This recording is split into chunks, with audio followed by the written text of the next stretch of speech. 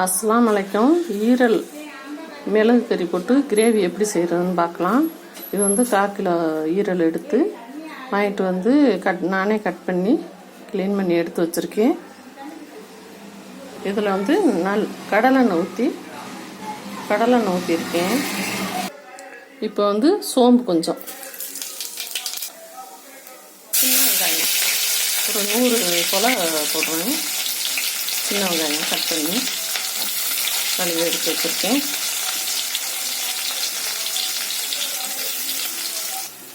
சின்ன வெங்காயம் நல்லா வதங்கிடுச்சு. இந்த டயத்தில் தக்காளி பழம் போட்டுடலாம். 2 தக்காளி பழம் கட் பண்ணி எடுத்து வச்சுருக்கேன், அதை போட்டுடலாம். இது வதங்குறதுக்கு கொஞ்சம் போல் உப்பு.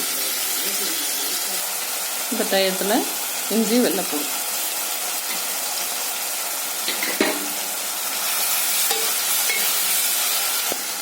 இப்போ மஞ்சத்தூள் கொஞ்சம், மிளகாத்தூள்,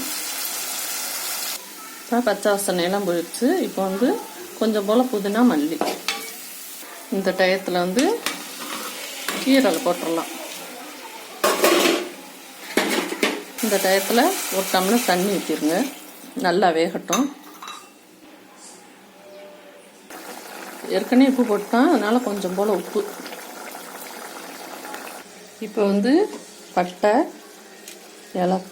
ஏலக்காய், கிராம்பு, 1 ஸ்பூன் ஜீரகம், 1 ஸ்பூன் மிளகு, இது எல்லாமே இதில் வறுத்துக்கலாம். இப்போ வறுத்தாச்சு. இதை இப்போ நுணுக்கி எடுத்துக்கிட்டாச்சு.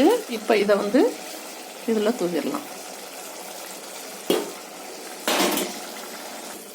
இட்லி, தோசை, சப்பாத்தி இந்த மாதிரி இதுக்குன்னா இந்த அளவுலேயே இறக்கிடலாம்.